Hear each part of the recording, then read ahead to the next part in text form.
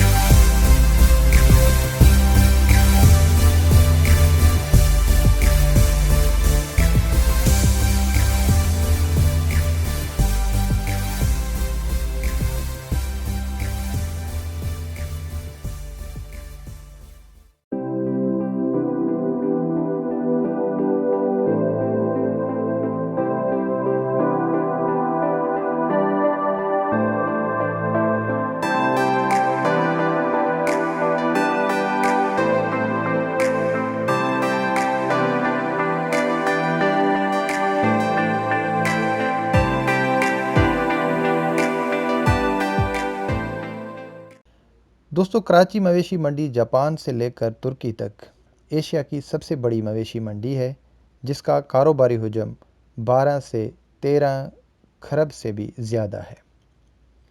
उसमें होने वाले कारोबारी सरगर्मियों की अच्छी बात यह है कि उसका सबसे ज़्यादा पैसा हमारे पसमानदा और देहाती इलाकों में जाता है, वरना जब बड़े बड़े स्पोर्ट्स यानी खेल वगैरह के इवेंट्स होते हैं तो उनका ज़्यादा फ़ायदा बड़ी बड़ी कंपनियों को होता है। मगर इस मंडी से न सिर्फ छोटे और बड़े कंपनियों का बिज़नेस होता है, बल्कि उससे आम आदमी को भी काफ़ी फ़ायदा होता है।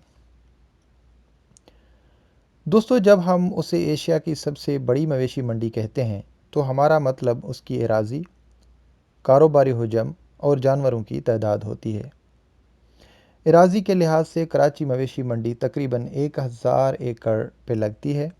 उसमें 3 मुख्तलिफ़ कैटेगरीज़ के तकरीबन 80 ब्लॉक्स बनाए जाते हैं और हर ब्लॉक में सैकड़ों प्लाट्स बनाए जाते हैं। अगर बिज़नेस को देखा जाए तो उसमें सबसे पहले गवर्नमेंट बिज़नेस करती है। उसका इंतज़ाम मलीर कंटोनमेंट बोर्ड के सुपुर्द है, जो उसके ठेके प्राइवेट पार्टीज़ को करोड़ों रुपयों के एवज़ देती है, जिसमें सबसे अहम ठेके इंतज़ामी उमूर, बिजली, पानी, पार्किंग और शामियानों के होते हैं।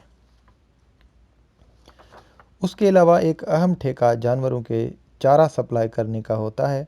एक अंदाज़े के मुताबिक तकरीबन 300 टन चारा मंडी के अंदर बिकता है, जिससे एक खतीर रकम बनता है। उसके अलावा जो खाने पीने के अशिया के स्टॉल लगते हैं, उनसे न सिर्फ ठेकेदार कमाते हैं, मगर काफ़ी फूड चेन्स, छोटी कंपनियां और आम मज़दूर और सप्लायर भी कमाते हैं। उसके अलावा सिक्योरिटी कंपनियां और सर्विलेंस कैमरे नस्ब करने वाली कंपनियां और लोकल ट्रांसपोर्ट भी काफ़ी पैसा कमाता है। दोस्तों अब आते हैं कराची मवेशी मंडी के असल कारोबार की तरफ। यहाँ हर साल तकरीबन 5 से 6 लाख जानवर लाए जाते हैं, जिसमें गाय, बकरे और ऊँट नुमायाँ हैं। उनकी टोटल कीमत फ़रोख्त 10 अरब से ज़्यादा है। ये सारा पैसा, या ऐसे कह लें कि उसका 90% पैसा मुल्क के देहाती इलाकों में जाता है, जिससे किसानों के चूल्हे जलने में काफ़ी मदद मिलता है। याद रहे कि गवर्नमेंट और प्राइवेट ठेकेदार भी इस मंडी से करोड़ों रुपए कमाते हैं। वो एक बड़े जानवर के 1600 रुपये जबकि छोटे जानवर के 1000 रुपये फ़ीस चार्ज करते हैं और एक ड्रम पानी 2500 रुपये में फ़राहम करते हैं। اس کے علاوہ کافی وینڈر بزنس ہوتا ہے، فوڈ اسٹریٹس اور ATM مشینز بھی لگتے ہیں۔ کیٹرنگ اور ڈیکوریشن سروس بزنس بھی ان دنوں کراچی میں بہت مصروف ہوتا ہے۔ دوستو، چونکہ کراچی مویشی منڈی میں جانور ملک کے طول و عرض سے لائے جاتے ہیں تو اس سے قومی ٹرانسپورٹ سسٹم میں بھی کافی پیسہ آ جاتا ہے۔ ایک اندازے کے مطابق تقریباً 15 سے 20 ہزار ٹرانسپورٹ کی گاڑیاں اس منڈی سے فائدہ لیتی ہیں۔ دوستو، کراچی مویشی منڈی میں 80% خرید و فروخت عید کے پہلے دن تک ہوتا ہے، باقی 15% عید کے دوسرے دن اور 5% تیسرے دن۔ عید کے تینوں دن سب سے زیادہ پیسے کسائی کماتے ہیں، کیونکہ ان کی بکنگ ایڈوانس میں ہوتی ہے اور یہ لوگ ان دنوں ناپید ہو جاتے ہیں۔ عید گزرتے ہی جس بزنس میں سب سے زیادہ مقابلہ شروع ہوتا ہے کراچی کے اندر، وہ ہے کھالوں اور چمڑے کا بزنس۔ دوستو، دراصل قربانی کے جانوروں کے تعداد کا اندازہ بھی جمع شدہ کھالوں سے لگایا جاتا ہے۔ پورے ملک میں 6.5 کھرب کی کھالیں جمع ہوتی ہیں، جن میں تقریباً 38 کروڑ کی کھالیں صرف کراچی میں جمع ہوتی ہیں۔ دوستو، اس سرسری جائزے سے آپ نے دیکھا کہ اسے مختلف بزنسز اس مویشی منڈی سے سیدھے یا غیر سیدھے طرح معاشی طور پہ مستفید ہوتی ہیں۔ کراچی منڈی کے جو اصل معاشی روح و رواں ہیں وہ ہیں لائیو اسٹاک ٹریڈرز یا مویشیاں فروخت کرنے والے اور لائیو اسٹاک فارمرز۔ یہ لوگ 4 گروپس میں تقسیم کیے جا سکتے ہیں۔ نمبر 1، وہ کسان یا لائیو اسٹاک فارمرز جو پورا سال جانور پالتے ہیں اور پھر انہیں بیچنے کے لیے کراچی مویشی منڈی میں لاتے ہیں۔ ان کا رسک سب سے کم ہوتا ہے، کیونکہ ان کو جانور بیچنے کے بعد ادائیگیاں نہیں کرنی ہوتی۔